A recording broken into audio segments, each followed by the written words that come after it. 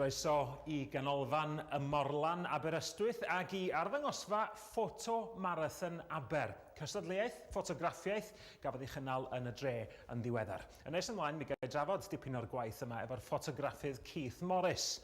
Ond yn gyntaf, fe am gael dipyn o gefndir y prosiect a gweld be ddigwyddodd ar ddiwrnod y Ffotomarathon ei hun.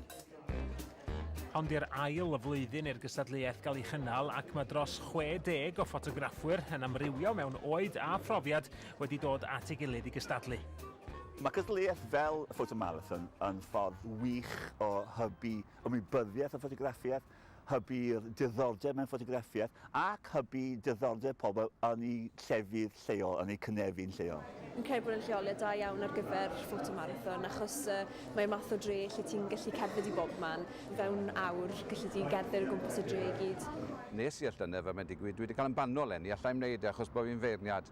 Ond nes I mwynhau'r diwrnod mas draw llynedd. Dwi'n nabod y dre yn dda, ond nes I mas a gweld pethau o'n I ddim wedi gweld o blaen achos bod fi'n edrych trwy liged wahanol. Mae'r clwb busnes wedi cefnogi'r ail waith nawr oherwydd yn y lle cynta mae'n rhoi sylw I Aberystwyth, ond hefyd mae'n fenter a ni'n licio cefnogi menter. Ar y camera Mi wisio ffôn symudol fe, jyst am bod yn eitha hwylus. Point and shoot, bach mwy o sialed.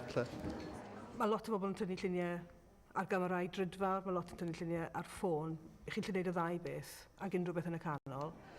Ond mae jyst yn rhoi her bach I chi'n dydi. Yn ytrach na jyst mynd mas a tynnu canodd y luniau fel ni gyd yn neud, o fewn 6 awr, dim ond 6 llun I chi'n gallu gyflwyno yn y diwedd.